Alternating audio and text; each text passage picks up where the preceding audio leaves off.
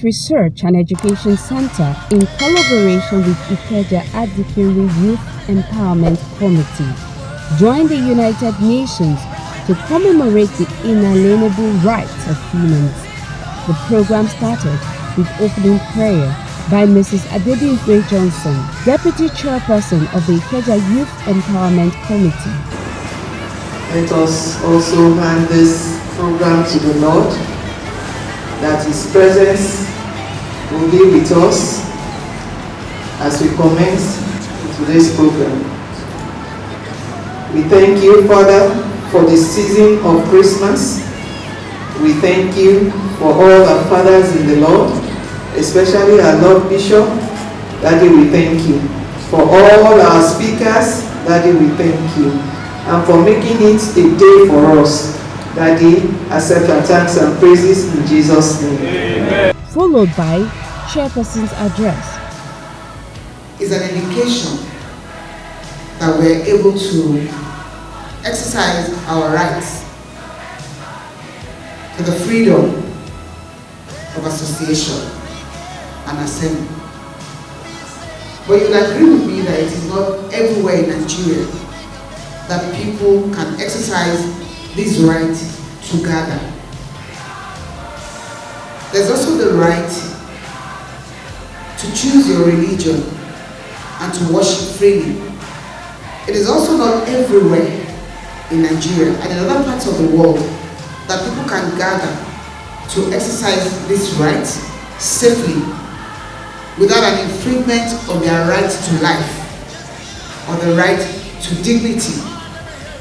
And this is why I think that on a day like this, when we are commemorating the United Nations Day for Human Rights, I think I should start by congratulating the Human Rights Research Education Center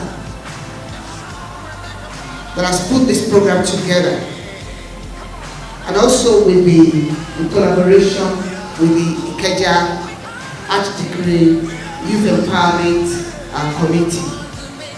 I think it's very significant that the church, an arm of the church, is collaborating with these non-governmental organizations to enable us to celebrate a day like this. Human rights are very crucial.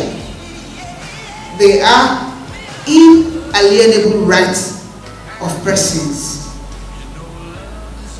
When you talk about a person's right to life, right to dignity, right to freedom from servitude, freedom from slavery, freedom from torture, right to education,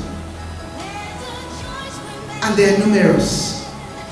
These are very important. And these are rights that all human beings should be able to enjoy, regardless of your age, of your creed, of your race, of your ethnic origin, or what have you. So they are rights of all persons. I think it is interesting that this theme has been chosen, the youth and the fundamentals of human rights. When you look at the youth, and if you also recall recent events in our nation, the youth are vulnerable to human rights abuses. And over time, you can recall a number of human rights abuses that we have seen in Nigeria, particularly concerning the youth in Nigeria. A number of factors actually infringe on the rights of the youth to enjoy all of the human rights that we have mentioned. There are various beliefs and values related to the youth, particularly in our society, that make people to believe that, oh well, the youth don't really have rights. Or they have rights, but that these rights can be infringed because of certain beliefs, or because of certain values, or because of certain cultural practices. If you look at some of the things that happen to the youth, unemployment, underemployment, lack of opportunities to participate either politically or economically and so on, all these also infringe on their various rights.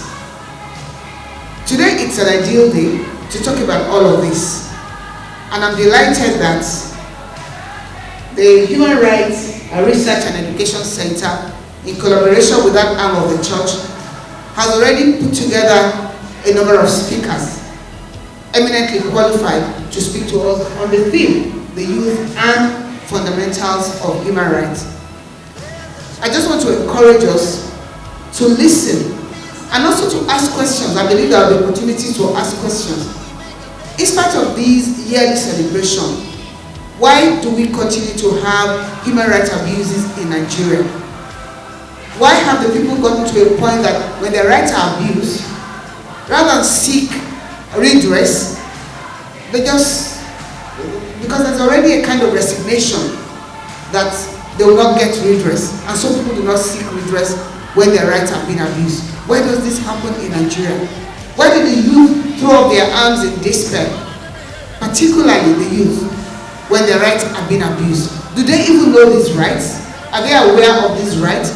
Whose duty is it to bring this right to the knowledge of the youth? I want to believe that these and a lot more will be addressed by our speakers as we continue this program today. So I want to welcome you, and I also want to wish us a very good deliberation. Thank you.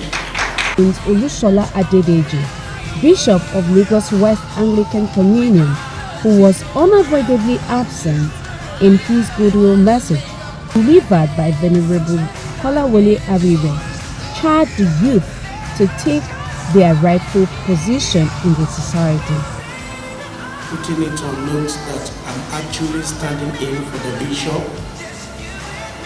who will have been here in person.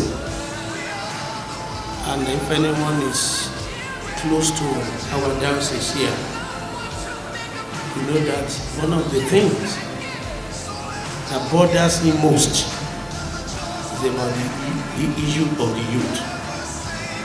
And he's been investing so much. And so he has actually sent his greetings and also to ask for, tender his apology for not being able to make it. Whatever that has to do with youth, our bishop takes this as a priority. Having said this,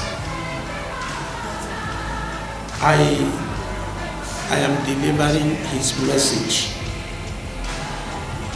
and the message is quite short,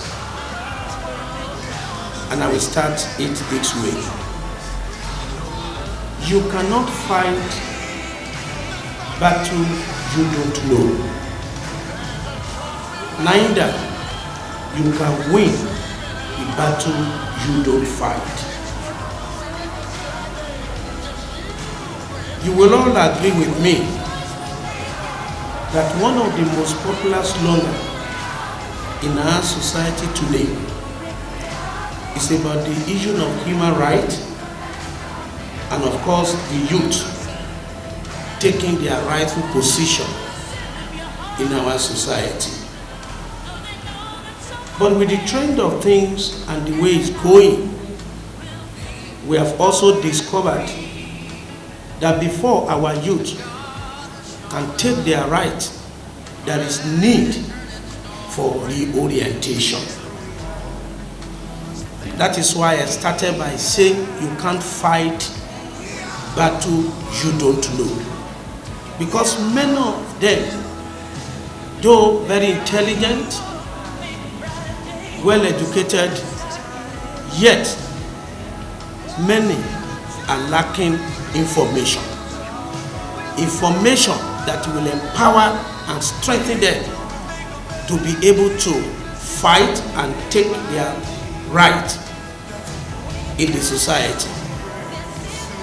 Many are not well guided, well informed, as per the issue of taking right.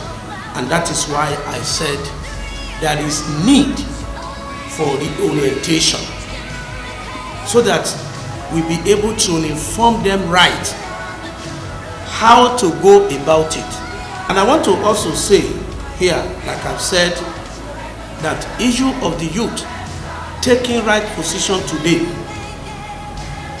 not only in our country, it is a matter of the world today. Global war, global matter.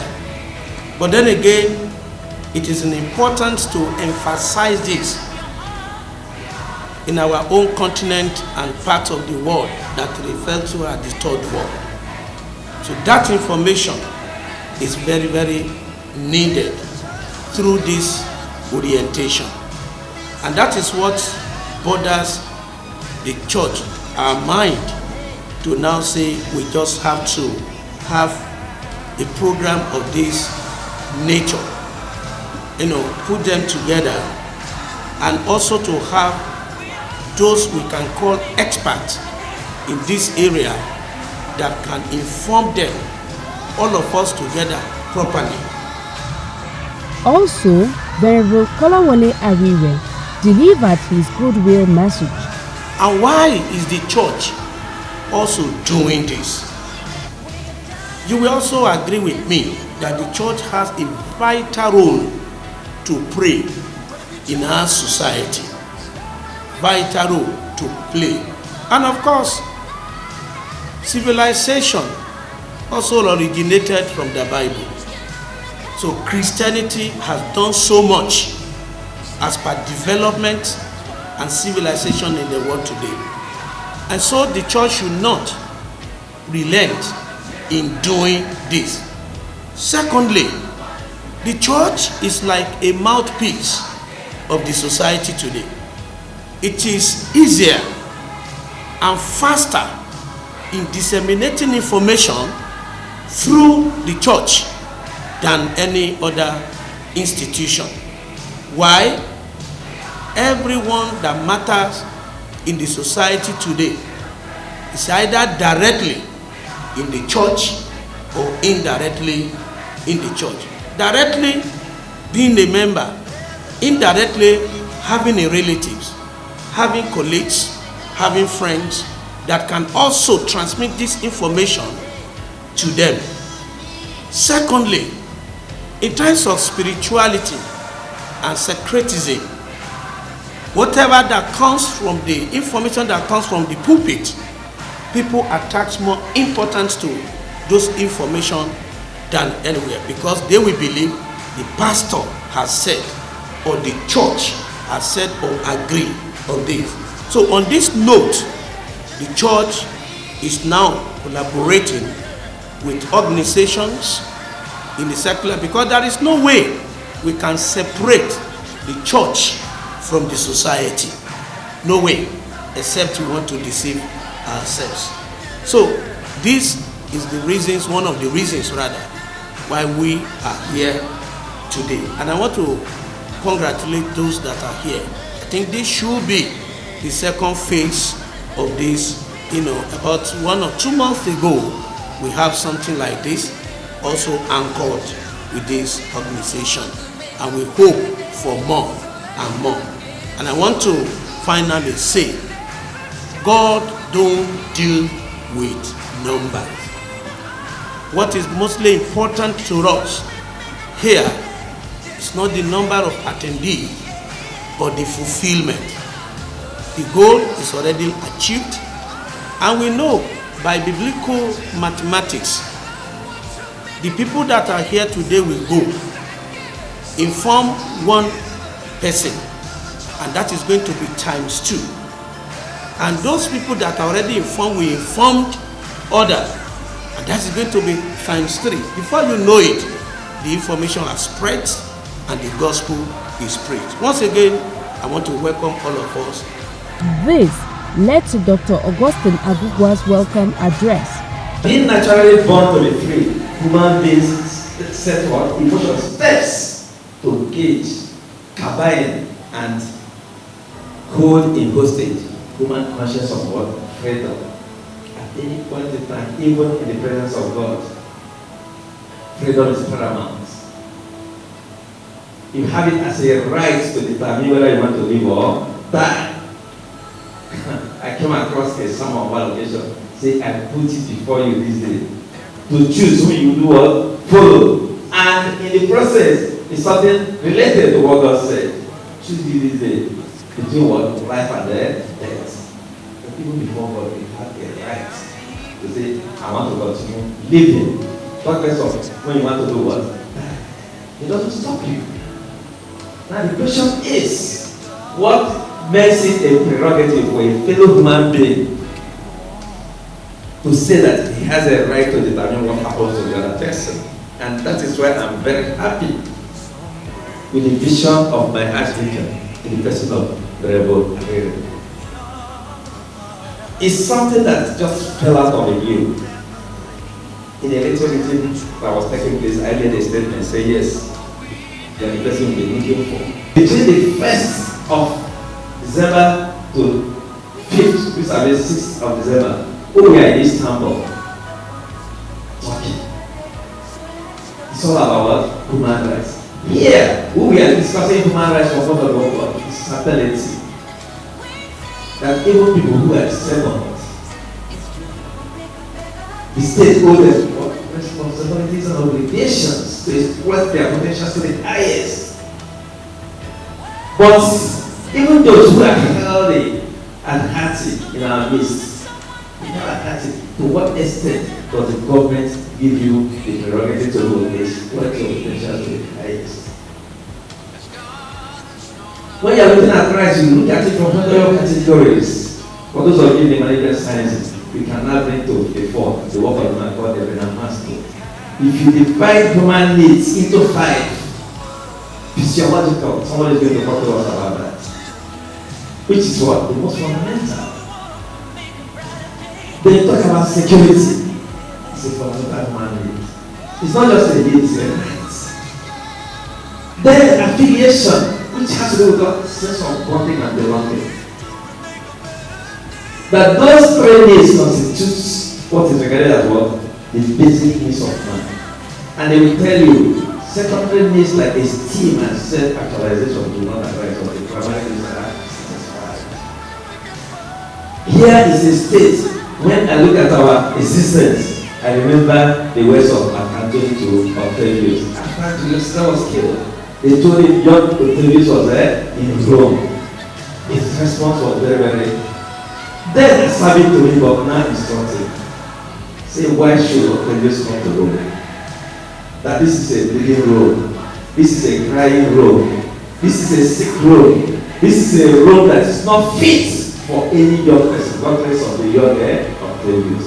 I'm trying to say that we can use the same words for Nigeria today. In Nigeria, where all the citizens have been the road of all what it takes to be human. So the concept of citizenship is what it is.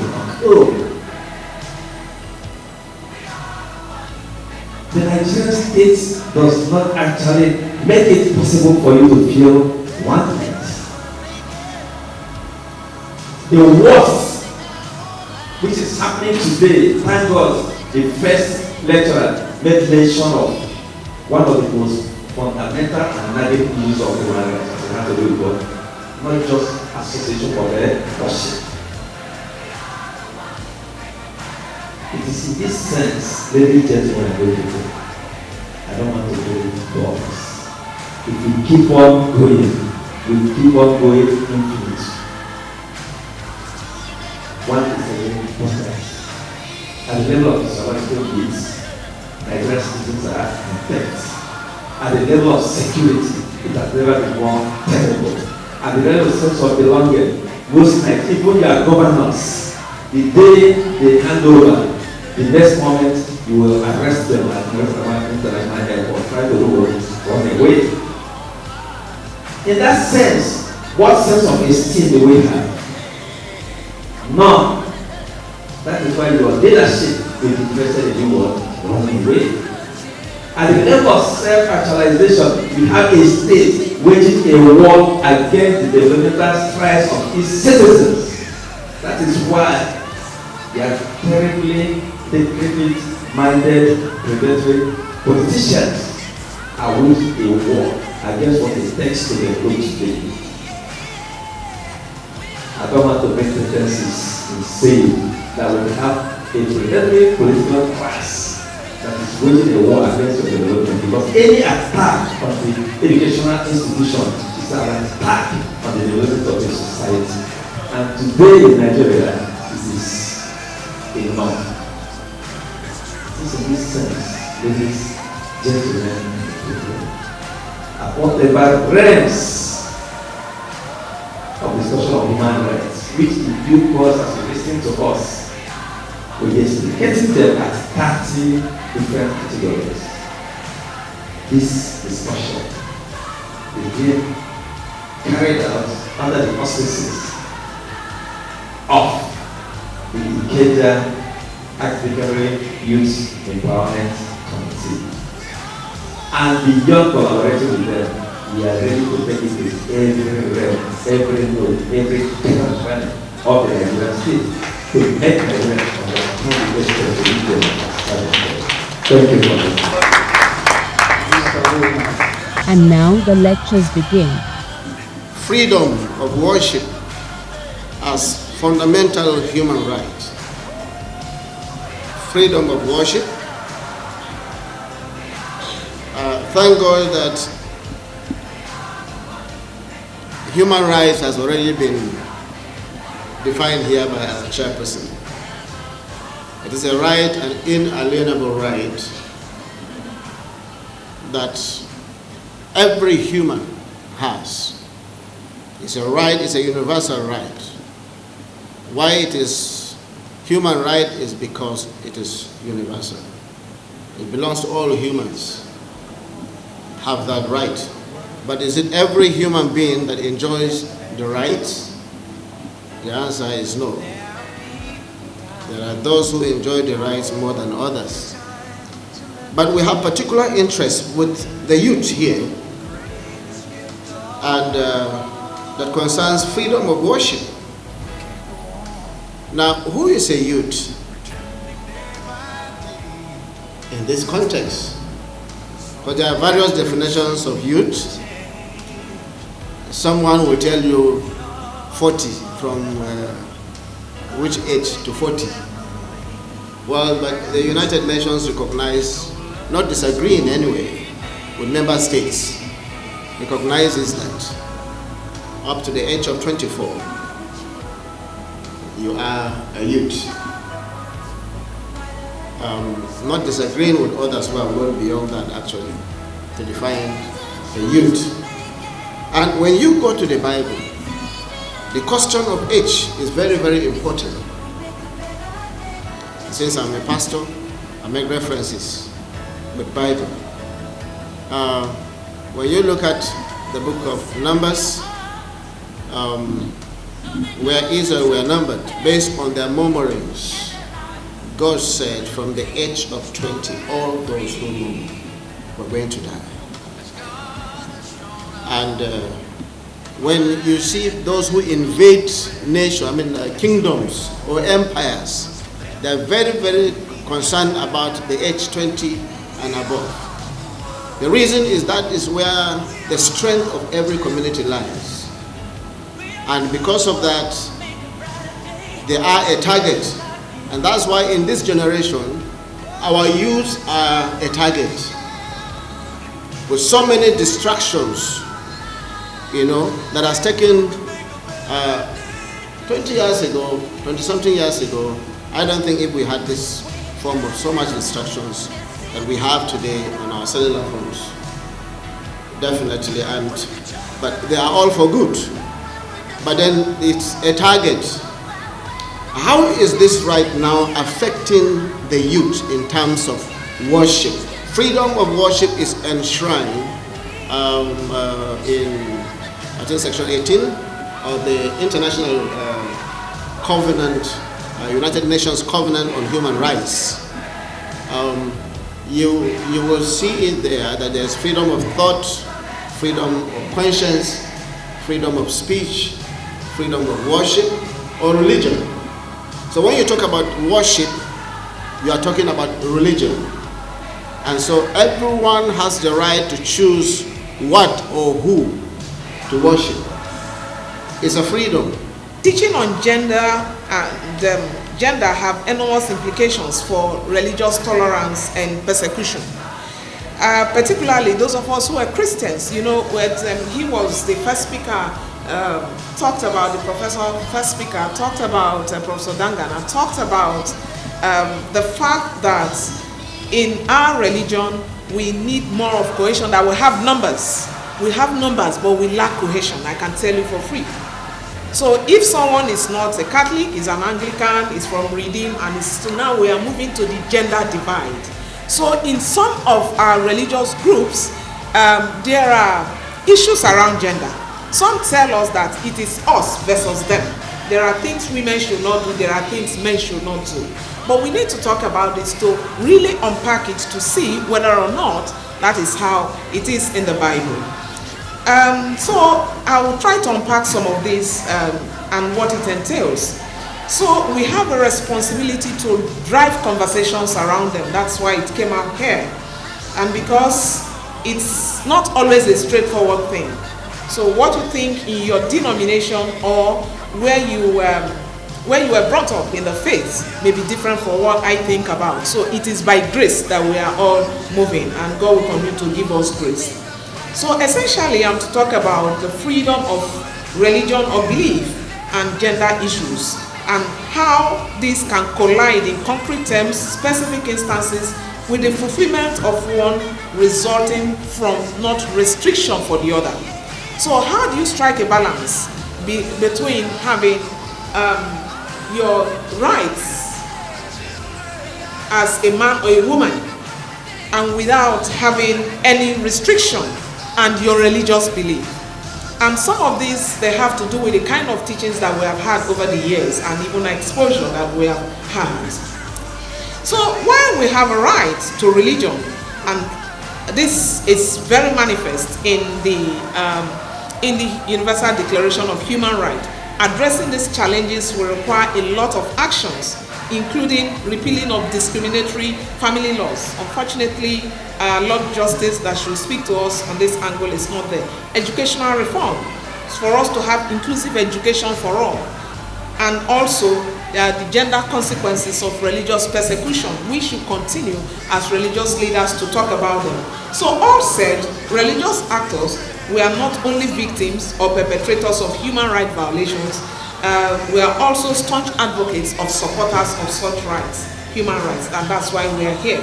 So this should find motivation and justification for the struggles to continue for the push for gender balance and to reduction of persecution against. And you find out that most times when these persecutions come, they are stronger against women. That's why the case of Deborah is was very pathetic to me. Was very pathetic. So that we can have justice. You cannot say that you love God and you are not just. You must be just on all. So imagine, reverse it to say that this treatment that you are giving to a woman, this kind of persecution you are giving to a woman, that you are the one receiving it, that is when you feel it, that this thing is not just the sex or the gender, but it has to do with humanity, it has to do with the human being. The youth of today have been alienated by the government. The youth of today have been bastardized by the government. The youth of today have been what? Relegated by the government. What we were taught was that the moment you are able to go to school, the moment you have been able to learn one or two things, the environment is there for you to explore. Isn't it? But what has happened? They have removed goalposts. They have what? Removed goalposts. And the youth of today are now like a vessel on top of the water. In my language, they call it Agbami. Who knows the meaning of Agbami here? Agbami, inside water, whereby you don't see anything other than water. But then, unfortunately, they have removed compass that vessel will use to get to the shore. And that's the situation where Nigerian youths are today. Now the question is, should we stay there? If you stay there, you will not. I always tell some people, drowning. Hello?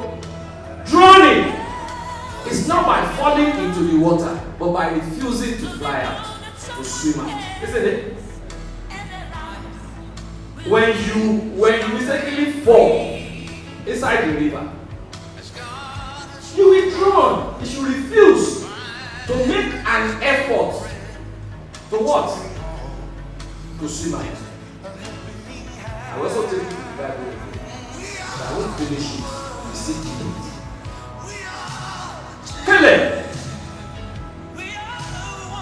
I think we all know the story of Caleb. They asked Caleb and some other people to go and look at the promised land because the Israelites were planning to go and take over the place and all. And when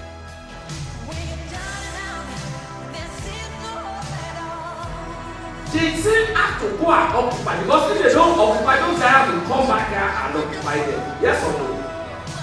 So whether you will die. So why not too strong? Actually, I said no.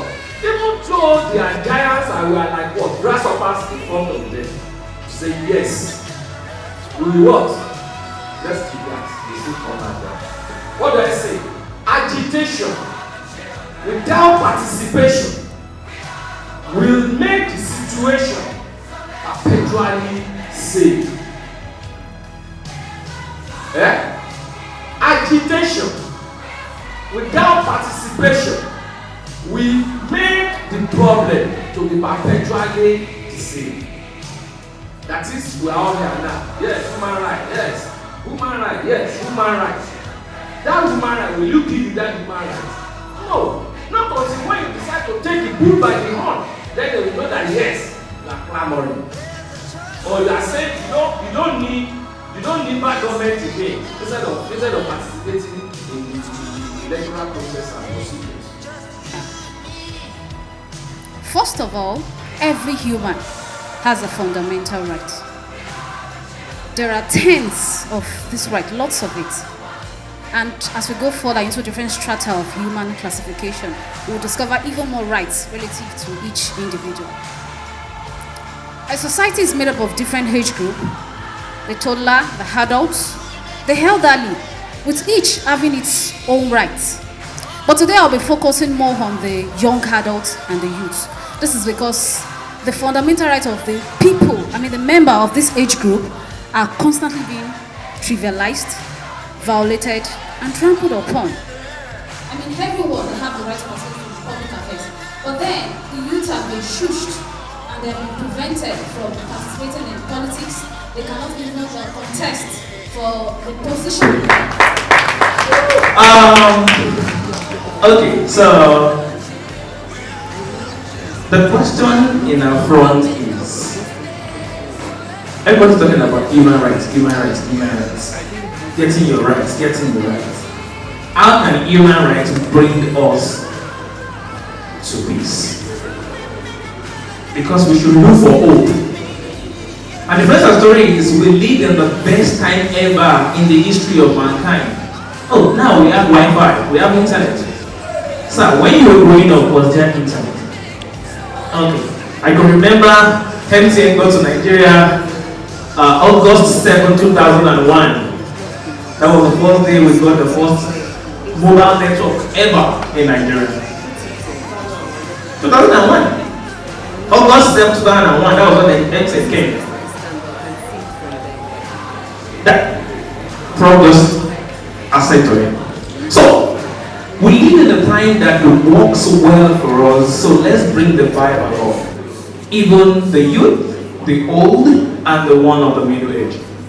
Instead of us to keep working on personal preferences or focusing on personal preferences of others, I think it is time for us to find common grounds. I think that's the most important thing. And I want to ask something. Do you believe or do you agree with this sentence? Live and let live. If you agree with the word live and let live, please can you please signify? Okay.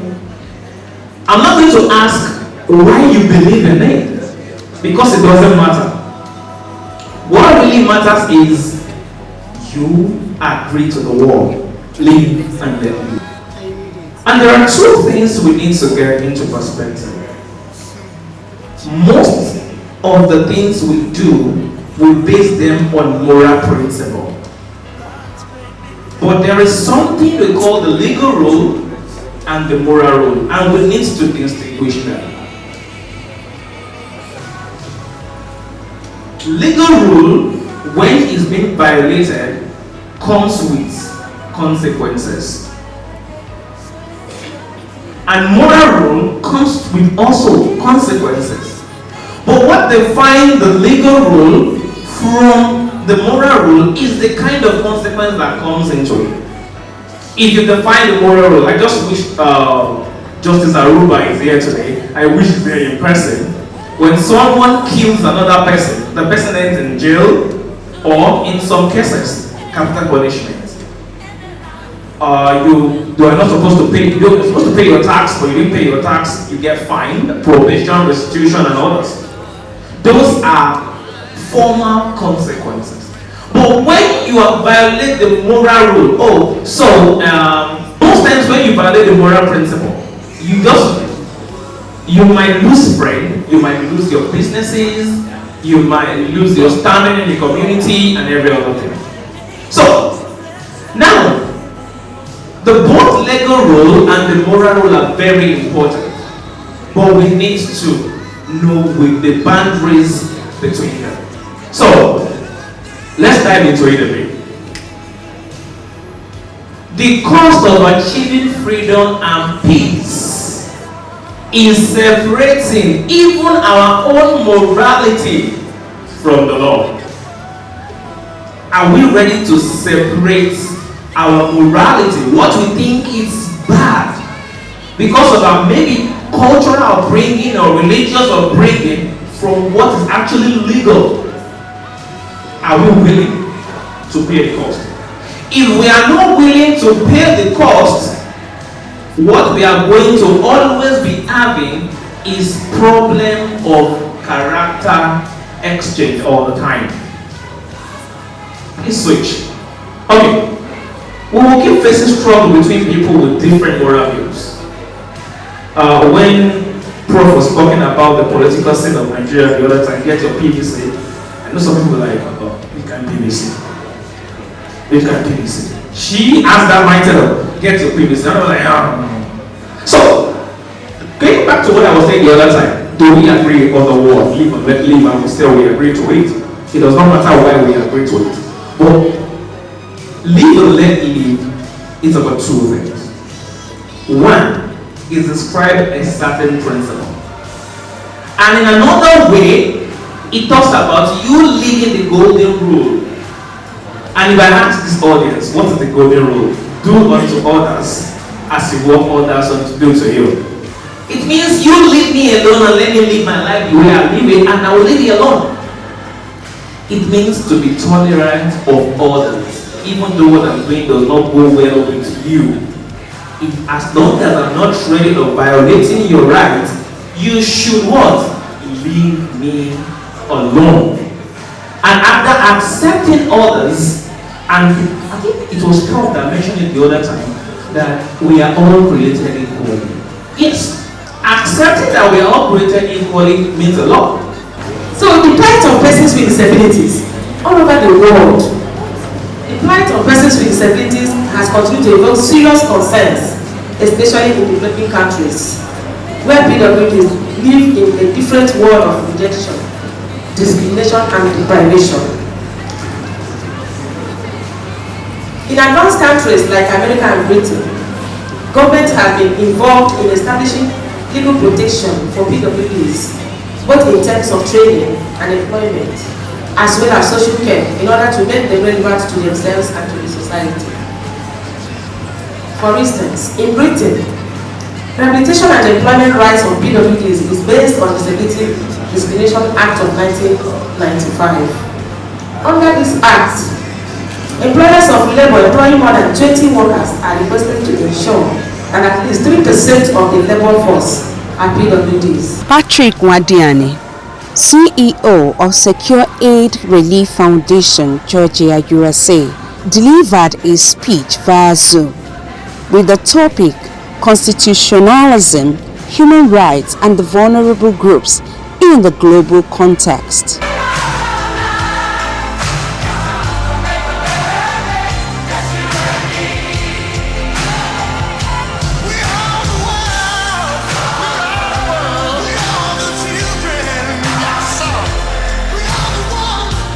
Panel discussion.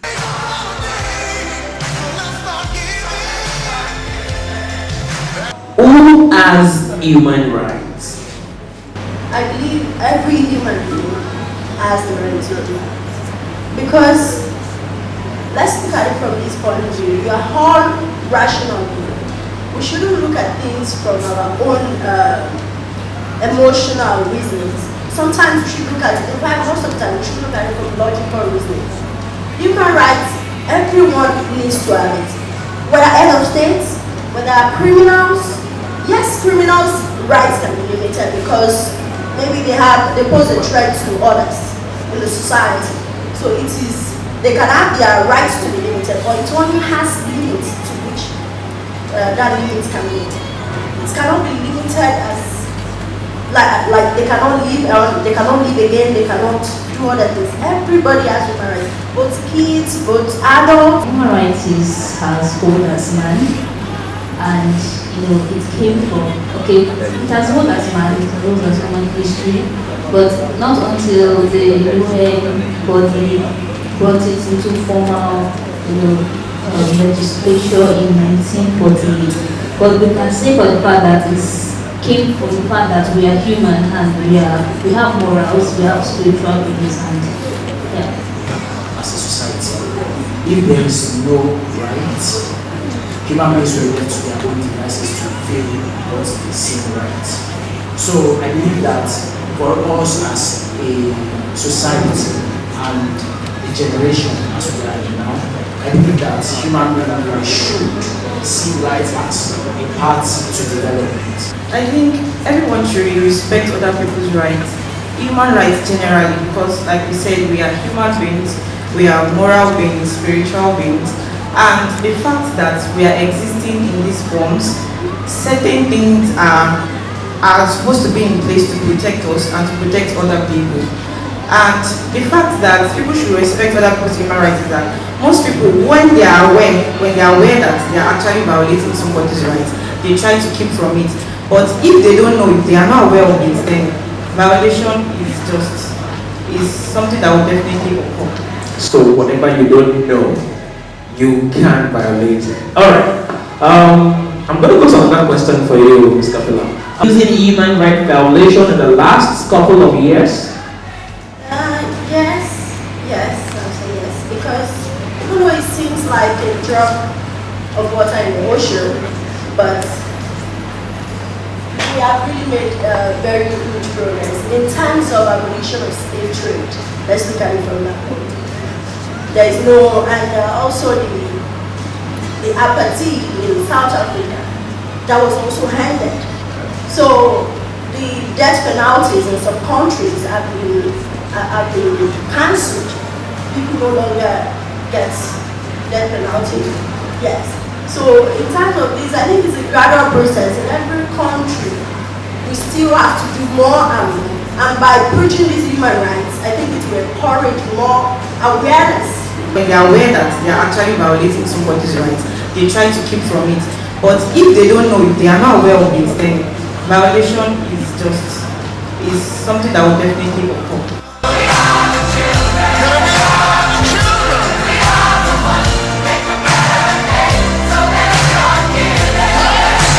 The event featured drama, film, presentation by the Youth Ambassador Precious Okoye, and red carpet event by Mary Jane Wesley.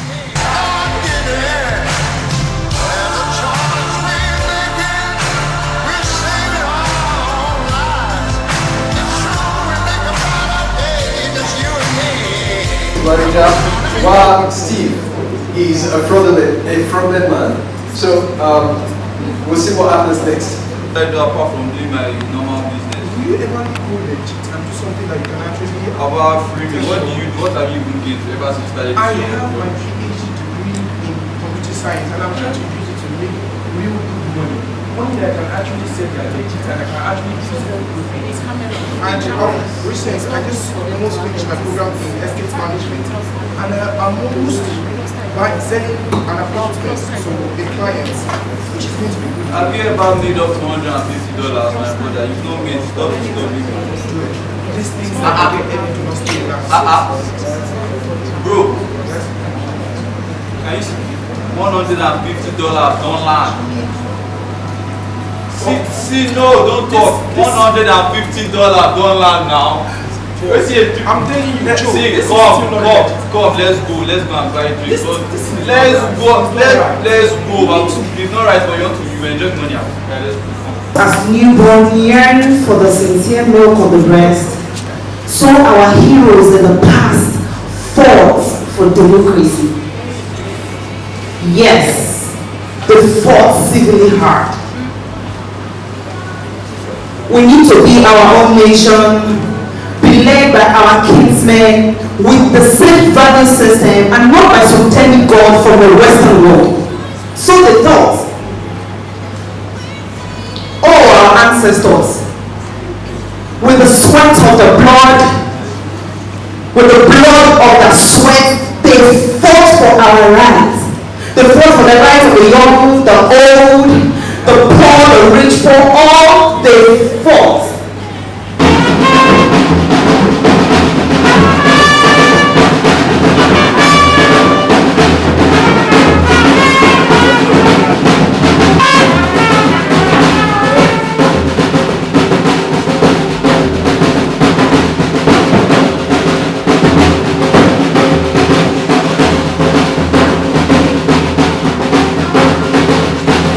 Impressed and so inspired and positively impacted by great things I heard today. I mean, I learned one or two things from the woman I heard that spoke previously, and then the theme of the event as well.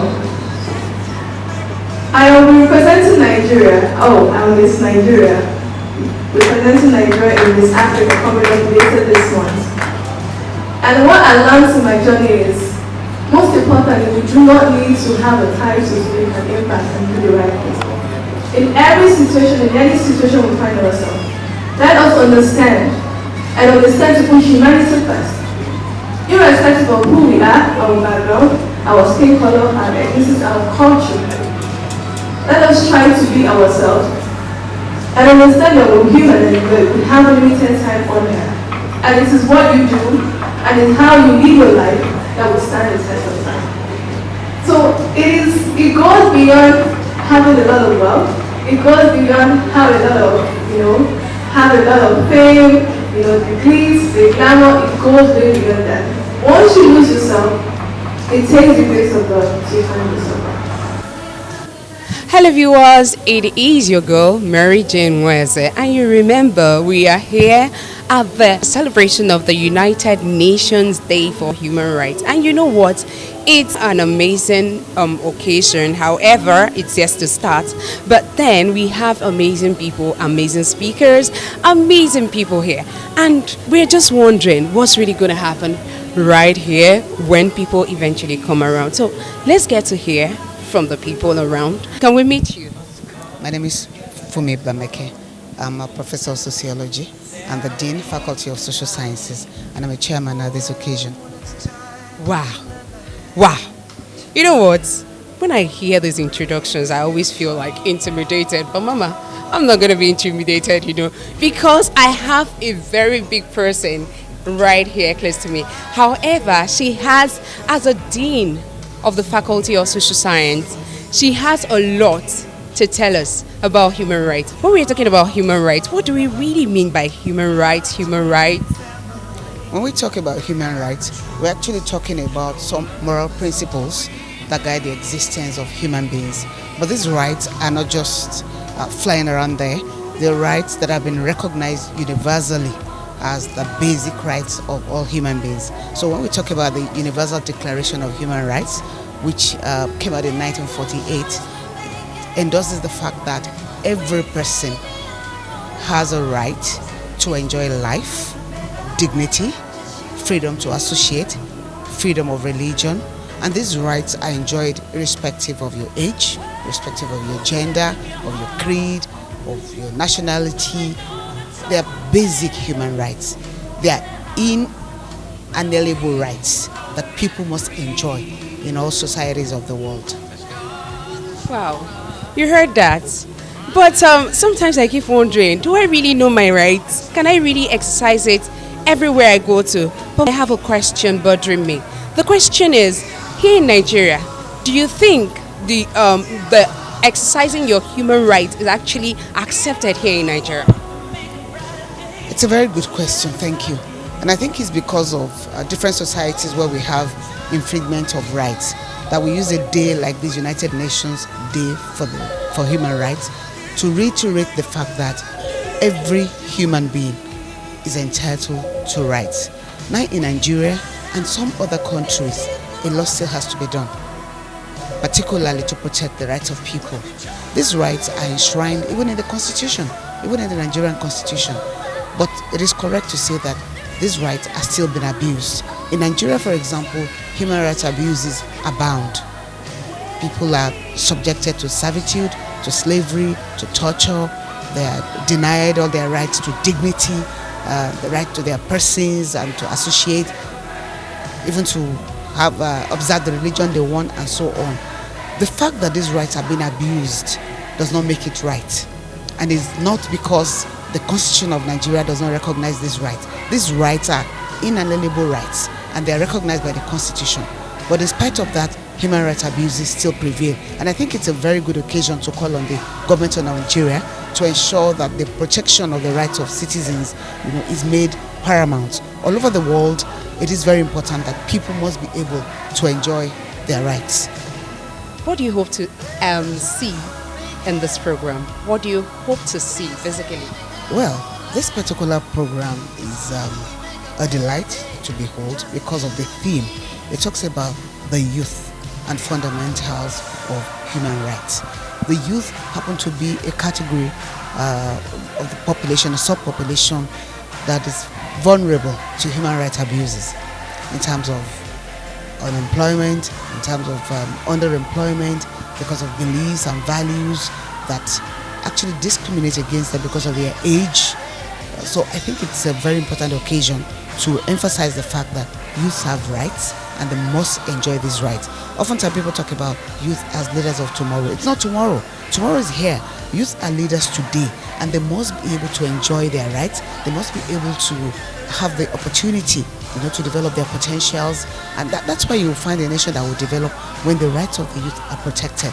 And when you have a nation that doesn't respect the rights of the young people, that is a nation that is going nowhere, because the youth constitute a very important segment of the population. And if you look at Nigeria, where the population is actually a youthful population, predominantly we have a very large youthful population. So it's very important to ensure that they have access to education, they have access to the quality of education, quantity of education, employment when they need, when it's time to be employed, and also to associate, the right to gather together, expression, and so on. I think this is going to be very interesting because we're talking about a segment of the population that is extremely important to the future of the nation. Wow, that's a beautiful one. Seriously, it's been a very interactive session with you and inspiring as well, because I've learned a whole lot right now. So thank you very much for being part of this program. Sometimes most people keep asking, what is human rights? I know my human rights. How do you exercise it? Do you think exercising your human rights that you can be heard here in Nigeria?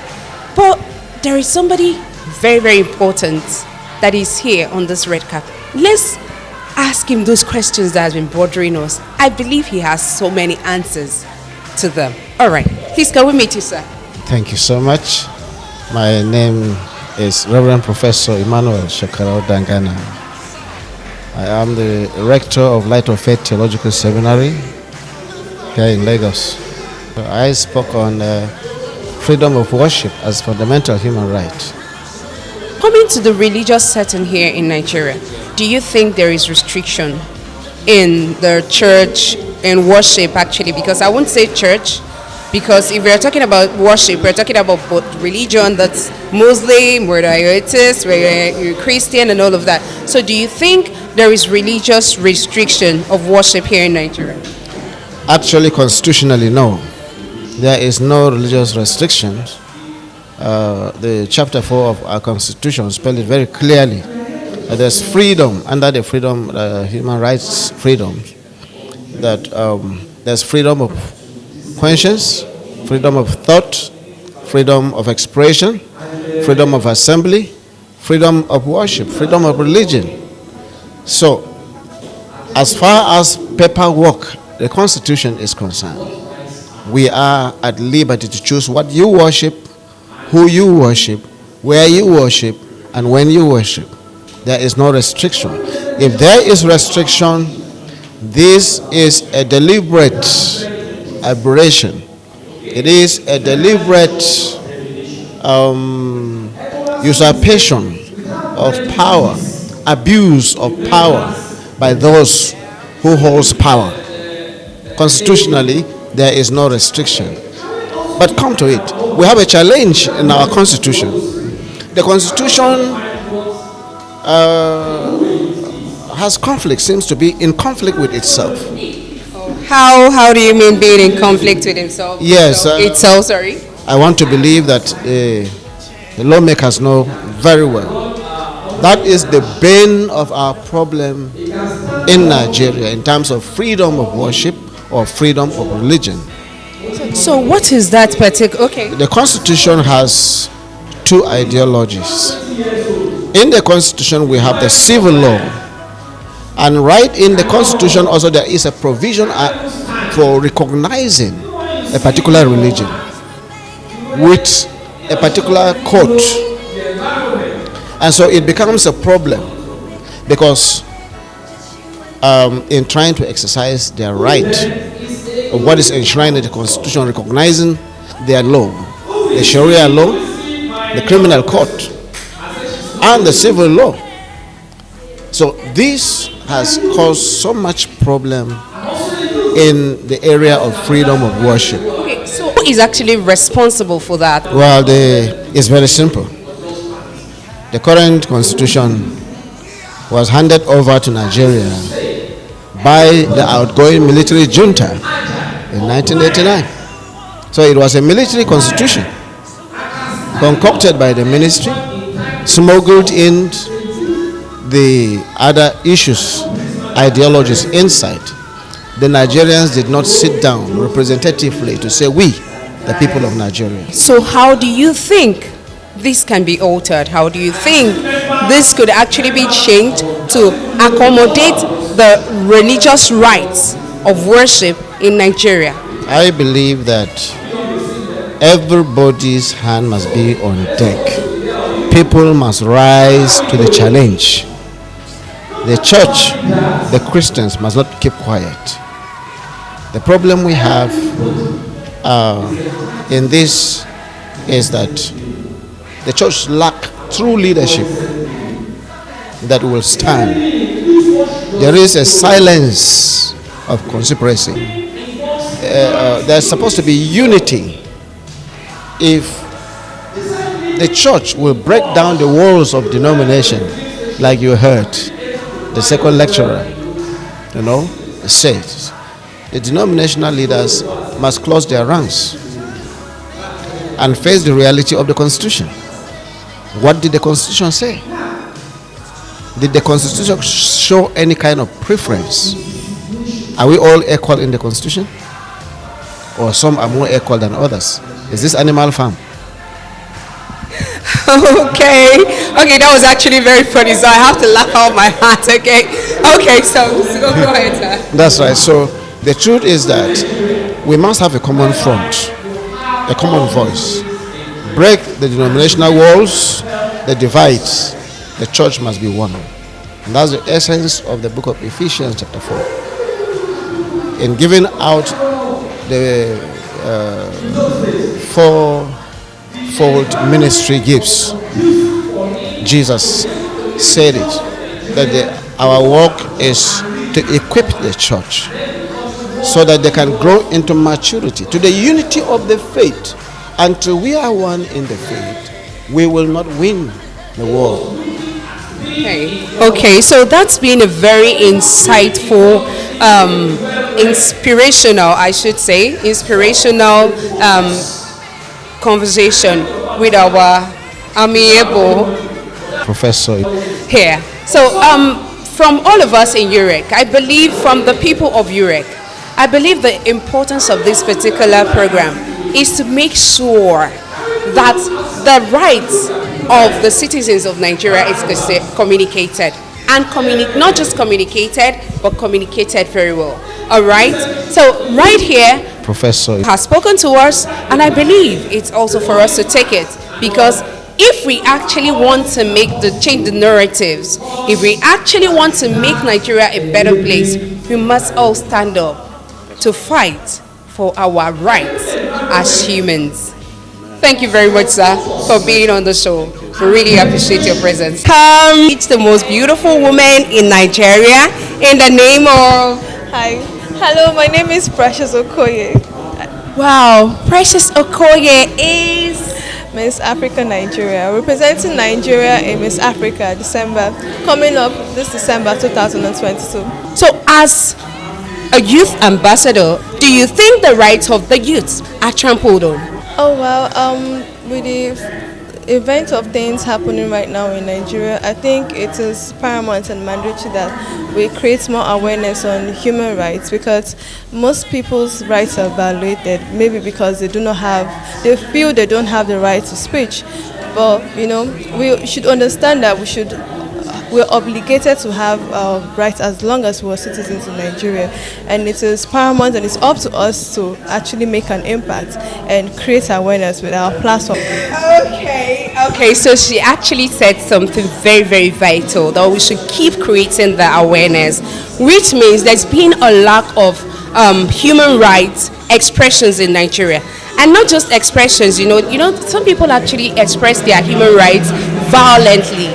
And some people like, okay, I'm not doing, how do you think we should express our human rights as youths? Because the way we express it, I don't know if that's applicable to you, really matters. I think it's a thing of balance. We have to understand and know how to manage people and know when to say the right things and always say the right things at the right time, And it's important we have to understand the psychological and the problem, the underlying problem before we actually make a judgment. So basically, I think it's all about us humans understanding our fellow humans, understanding the place where they are coming from. The statement says that Nigerian youths are actually reacting to the trampling of their human rights, and that's why they engage in various illicit activities. Is that true to you? Oh well, I don't think there should be any justification for that. Like I said earlier, the right things should be done, and then we have to also make sure that like I said, create awareness and teach these people and guide them as well to understand human rights, that they have rights to human rights as well in a positive way. So thank you very much. It's been so wonderful speaking with you. When I see you, I see beauty, and I see beautiful friends. Okay, so that is all there is today with me on this red carpet, the most beautiful girl in Nigeria, not just representing Nigeria alone here in Nigeria, but Africa. So that's something to count for, right? So my people, join us as we say we love you, okay? When I say leaders, okay, I'm not just talking about leaders, but leaders who are greatly inspired, okay? And from what she was actually bombarding us in there with, goodness and mercy, I said she's loaded. And I think you need to hear from the horse's mouth. But first of all, let's get our introduction. Please, can we meet you? All right, my name is Oyinkansola Enyade Hajibade, and I am the Executive Director of Arts Matters Initiative, an organization that helps teenagers and young adults through different matters of the heart, as the title of the organization says. So that's just about it. All right, so you heard her. Okay, so during her speech in there, she mentioned of a lot of things that really bordered on youth. You actually said something. You said that the reactions to the present situation in Nigeria regarding the youth is based on the rights, their human rights being trampled on. Please, can you just portray more on that? You see, a lot of things that are youth rights are being violated. For example, I talked about education. Okay, so education is a basic right of every individual. So if they are given the access to proper education, which is their basic right, we will have lesser thugs out there, lesser crimes out there, lesser fraud, ritual killings and all like that. So that's what I meant by it's as a result of the violation of human rights. You know what, when she said that, it prompted me to think of something, and really it's true. Because if basic amenities are not provided for someone, if there is no job, if there is no provision for education, if there is no provision for employment, if there is no provision for all the basic things that humans need, they tend to go out there and explore. And in the verge of exploring, they get into so many things. You know, that's the reason I actually agree with you. And on this note, I want to say thank you very much, Ms. Oyinkansola. But then, what advice do you have for the youth? The first advice I have is for them to shun peer pressure, and they should shun peer pressure is still what I want to talk about, because it's the major thing that push youth to do a lot of things. And they should also find out about their rights. They should find information about their rights. When they get required information about their rights, it will help them to make well-informed choices and decisions.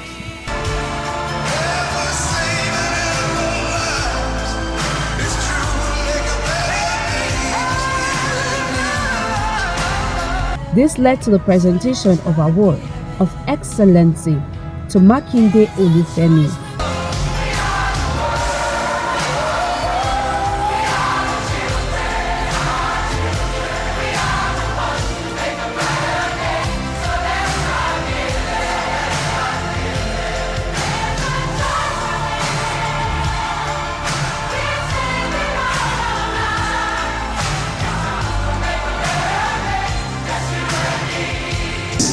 Excellence Award presented to Mr. Makinde Olufemi Samuel for showing ability in disability. I am overwhelmed. I don't know what to say. I want to say, first and foremost, I want to appreciate God for making today a reality. Today, Mr. Makinde is the CEO of Finance and Just Mark Ventures Nigeria Limited, an educational consultant. He's a very big source of inspiration for the youth. We thank Mr. Makinde, we thank all of you, and we say that nothing should ever be seen as an impediment to their progressive matches. And in all things you desire, God will bless the work of your hands. In Jesus' name.